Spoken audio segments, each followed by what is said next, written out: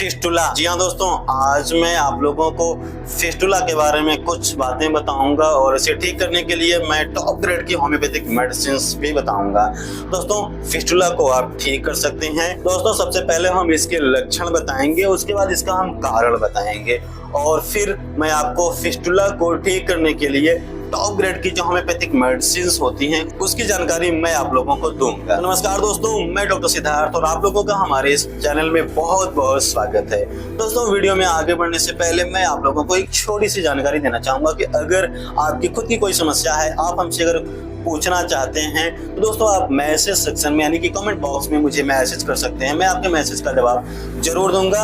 और दोस्तों, अगर आप चाहें तो मेरे डेली की लाइव क्लिनिक जो कि मैं रात को ठीक 9:30 बजे से इसी चैनल पर लाइव करता हूं, दोस्तों आप उस लाइव क्लिनिक में जुड़ करके अपनी समस्याओं को लाइव चैट के माध्यम से सीधे मुझसे पूछ सकते हैं और इलाज की जानकारी मुझसे पा सकते हैं, वो भी दोस्तों बिल्कुल फ्री में, जिसका कोई भी चार्ज नहीं है। तो दोस्तों, सबसे पहले मैं आपको बताऊंगा कि फिस्टुला होता क्या है, क्या इसके लक्षण होते हैं, फिस्टुला कैसे होता है। दोस्तों, पाइल्स जिसको रहता है, अगर वो पाइल्स ठीक नहीं हो पाता है, बहुत दिनों से अगर पाइल्स को वो कैरी कर रहा होता है, पाइल्स ठीक नहीं हुआ है, तो कुछ दिनों के बाद वो फिशर में कन्वर्ट हो जाता है। दोस्तों, अगर फिशर भी ठीक नहीं होता है तो फिर वो फिस्टुला का रूप पकड़ लेता है। दोस्तों, फिस्टुला एक तरह का घाव होता है, एक तरह का नासूर होता है जो कि जल्दी ठीक नहीं होता है। तो दोस्तों, कुछ ऐसे सिम्टम्स हैं जिसके बारे में मैं आपको बताऊंगा तो आप समझें कि आपको फिशर है या फिस्टुला है। हालांकि दोस्तों, फिशर और फिस्टुला का जो डिफरेंस होता है मैं वो भी क्लियर कर दूंगा। दोस्तों, जो फिशर होता है, आपके एनस में क्रैक्स पड़ जाते हैं, मतलब फट जाता है और वहां से ब्लीडिंग आती है, दोस्तों इसे फिशर कहते हैं। बट दोस्तों, फिस्टुला जो होता है, आपके रेक्टम के अंदर से एक इस तरह का घाव बनता है जिसकी नली आपके एनस के बगल से आकर के निकलती है और बगल भी मुंह हो जाता है। दोस्तों, उस नली से आप कभी कभी ब्लड भी आता है, कभी कभी गंदगी भी निकलती है, कभी कभी मवाद भी निकलता है। दोस्तों, यह एक नासूर होता है जो कि जल्दी ठीक नहीं होता है। दोस्तों, फिस्टुला दो तरह का होता है। एक फिस्टुला तो वो होता है जिसका मुंह बाहर की तरफ नहीं खुलता है, मतलब उसका मुंह केवल अंदर ही रहता है, आपके रेक्टम की साइड में ही रहता है, वो बाहर उसका मुंह नहीं खुलता है। तो ऐसे कंडीशन में जो पस वगैरह रहता है वो बाहर निकल नहीं पाता है, केवल बाहर रिश्ता रहता है, हमेशा गीला गीला सा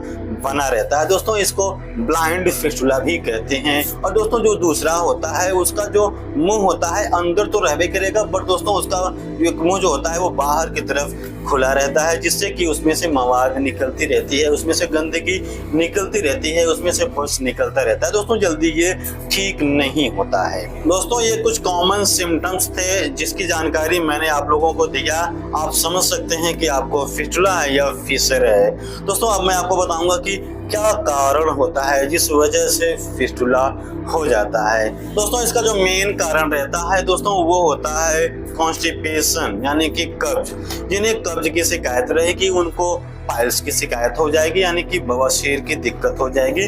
दोस्तों, जब बवासीर ठीक नहीं होगा फिर वो फिशर में डाइवर्ट हो जाता है। फिशर भी जब ठीक नहीं हो पाता है तो वो वगंदर का रूप पकड़ लेता है, दोस्तों जिसे फिस्टुला कहते हैं, नासूर कहते हैं। दोस्तों, नासूर का मतलब ही होता है कि वो घाव जो जल्दी ठीक नहीं होता है।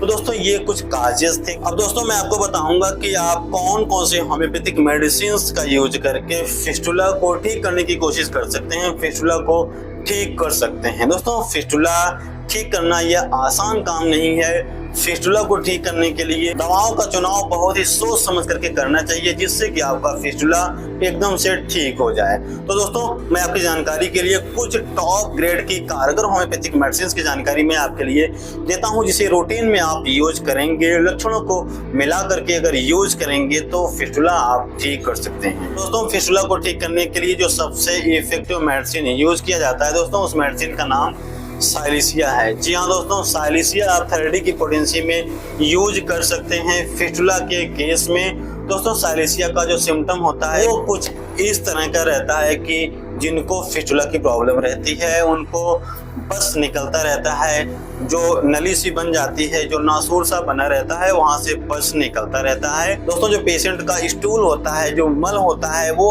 आधा निकलता है, फिर वो अंदर की तरफ वापस रिवर्स हो लेता है।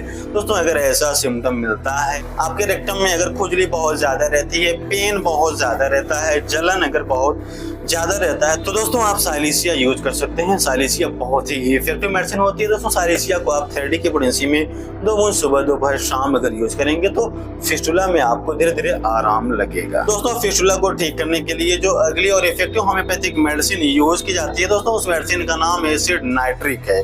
जी हाँ दोस्तों, एसिड नाइट्रिक फिस्टुला को ठीक करने की काफी अच्छी मेडिसिन होती है दोस्तों। इसका जो सिम्टम होता है कि अगर ऐसा लगता है कि आपके रेक्टम में कुछ कट सा रहा है, आपके रेक्टम में बहुत ज्यादा पेन रहेगा, बहुत शार्प पेन रहेगा, बर्निंग सेंसेशन वाला पेन रहेगा, ऐसा लगेगा कि जैसे कुछ कुतर रहा हो, कुछ अगर कट रहा है, ऐसे सिम्टम्स अगर हैं और फिस्टुला की दिक्कत है, आपको नासूर हुआ है, मवाद सा निकलता रहता है, पस अगर निकलता रहता है, ठीक नहीं हो रहा है, तो दोस्तों एसिड नाइट्रिक थेरेडी की पोटेंसी में 2 बूंद सुबह दोपहर शाम यूज करेंगे तो आराम। दोस्तों जिन्हें ब्लाइंड फिस्टुला रहता है, मतलब जो घाव का मुंह रहता है वो बाहर की तरफ अगर नहीं खुला हुआ है, केवल अंदर की तरफ है, और जो घाव बना हुआ है वहां पर अगर गंदगी जमी हुई है, तो दोस्तों इसे ठीक करने की जो सबसे इफेक्टिव मेडिसिन आती है दोस्तों, उसका नाम सल्फर है। दोस्तों सल्फर ब्लाइंड फिस्टुला की बड़ी खास मेडिसिन होती है। अगर किसी को ब्लाइंड फिस्टुला है, मतलब मुंह केवल अंदर की तरफ है, बाहर की तरफ अगर मुंह नहीं बना हुआ है, दोस्तों आप सल्फर थेरेडी की पोटेंसी में 2 बूंद सुबह दोपहर शाम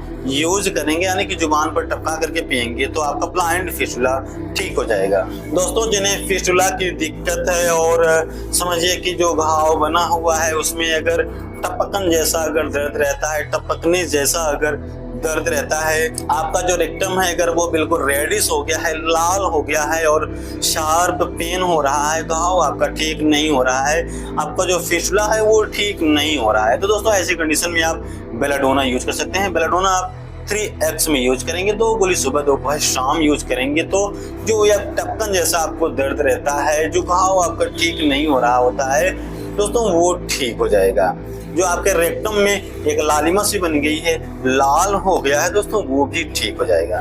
दोस्तों अगर आपके फिस्टुला में जो फुंसियां बनी हुई हैं, जो घाव बने हुए हैं, उसमें अगर मवाद भर गया है, मवाद अगर बन गया है, पस अगर बन गया है, तो दोस्तों ऐसे कंडीशन में आप हिपरसल्फ थेरेडी की पोटेंसी में 2 बूंद सुबह दोपहर शाम अगर जुबान पर टपका करके पिएंगे तो दोस्तों धीरे धीरे करके जो आपका मवाद बना हुआ है वो सूख जाएगा, फिस्टुला आपका ठीक होगा। दोस्तों अगर आपके नासूर से, आपके फिस्टुला से मवाद बहुत ज्यादा अगर बेहतर रहता है, यानी कि मवाद की मात्रा बहुत ज्यादा है, बहुत ज्यादा अगर मवाद अगर निकलता रहता है, तो दोस्तों इसमें आप सिलिका होम्योपैथिक मेडिसिन दोस्तों सिलिका थेरेडी की पोटेंसी में यूज करेंगे तो जो फिस्टुला से आपके मवाद बहुत ज्यादा अगर बह रहा है, मवाद जो बहुत ज्यादा बन रही है दोस्तों, वो ठीक हो जाएगा। दोस्तों आप एक biochemic medicine Calcarea floor 12x में 4 गोली सुबह, 4 गोली दोपहर में, 4 गोली रात को अगर